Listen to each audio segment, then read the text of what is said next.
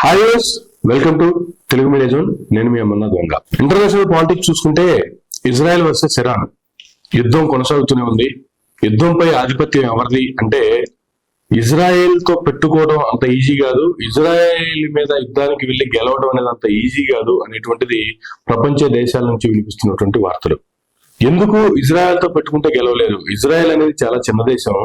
Israel ప్రజలు దగ్గరగా 90 లక్షల పైచిలుకు. అంటే మన హైదరాబాద్ తో పోల్చుకుంటే హైదరాబాద్ లో ఉన్నంత లేదా హైదరాబాద్ కంటే కాస్త తక్కువ మంది ఇజ్రాయెల్ దేశంలో ఉన్నటువంటి ప్రజల జనాభా. కానీ అంత చిన్న దేశం ఏంటి? అసలు అంత చిన్నగా దేశాన్ని ఎందుకు విడగొట్టాల్సి వచ్చింది?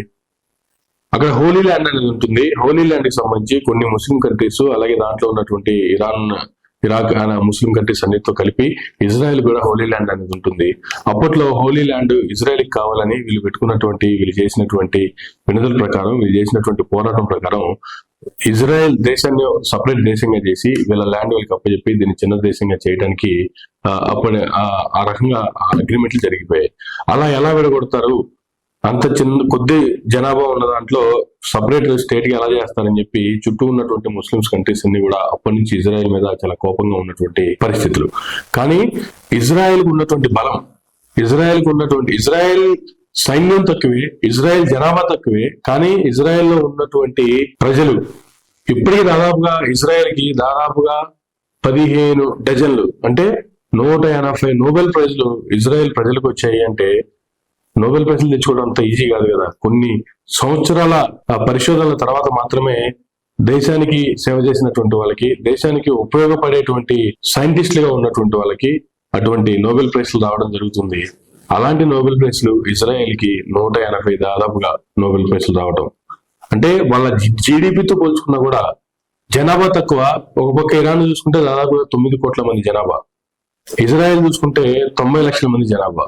కానీ ఇరాన్ కంటే ఇజ్రాయెల్ జీడిపి చాలా ఎక్కువ. 9 కోట్ల మంది జనాభా ఉన్నటువంటి ఇరాన్ కి అంత జీడిపి లేదు, కానీ ఇజ్రాయెల్ కి మాత్రం జీడిపి చాలా ఉంది. దీనికి తోడు అమెరికా ఇజ్రాయెల్ కి తోడుగా ఉంది. ఇటువంటి పరిస్థితుల్లో ఇజ్రాయెల్ ని గెలవడం సాధ్యం కాదు అని అందరికీ తెలిసినప్పటికీ కూడా యుద్ధం ప్రకటించింది ఇరాన్. యుద్ధం ప్రకటించి ఇప్పటికే ప్రధాన నేతని కోల్పోయినటువంటి పరిస్థితి. ఎన్ని రోజులు యుద్ధం ఇలా కొనసాగుతుంది? ఎప్పుడు దీనికి పులి స్టాప్ పడుతుంది అంటే మరి కొద్ది రోజుల్లోనే, రేపు ఎల్లుండో 2-3 రోజుల్లోనే దీనికి ఒక పులి స్టాప్ పడే అవకాశాలు కూడా కనిపిస్తూనే ఉన్నాయి.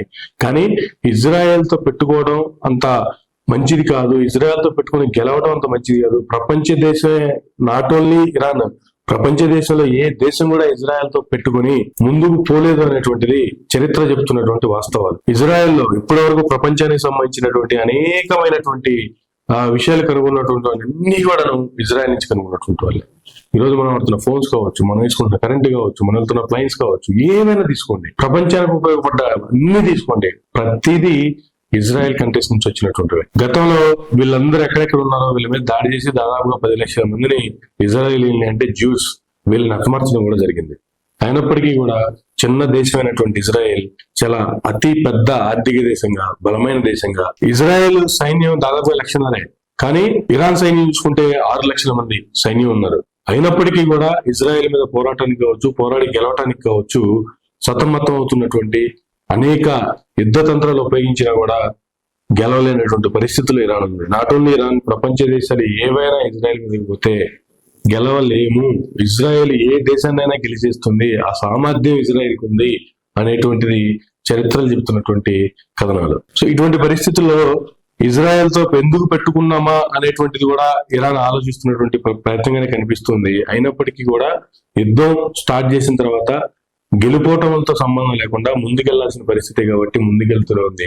అటు సైడ్ వాళ్ళు కావచ్చు, ఇటు సైడ్ వీళ్ళు కావచ్చు చాలా నష్టపోతున్నారు. దీని ద్వారా చుట్టుపక్కల ఉన్నటువంటి ముస్లిం కంట్రీస్ కూడా కొన్ని ఎఫెక్ట్ అవుతున్నాయి. మరి ముఖ్యంగా చూసుకుంటే దుబాయ్, అక్కడ ఉన్నటువంటి ప్రపంచంలోనే అత్యంత పెద్ద నిల్వల్లో ఒక చమురు సంస్థ మీద కూడా బాంబులు పడటం, ఆ చమురు సంస్థ కూడా నాశనం అయిపోవడం, ఇటువంటి పరిస్థితులు చూస్తూనే ఉన్నాము.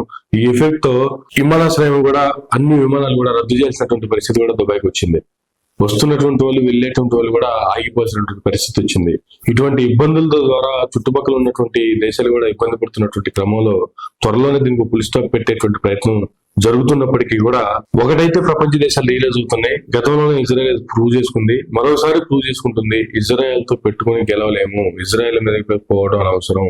కానీ ఇదైతే ఎటువంటి థర్డ్ వార్ కాదు, ఇది మూడో ప్రపంచ యుద్ధానికి దారి తీసేటువంటి ప్రయత్నం అంతకంటే కాదు, కేవలం ఆధిపత్యం కోసం చేస్తున్నటువంటి యుద్ధం మాత్రమే ఇది.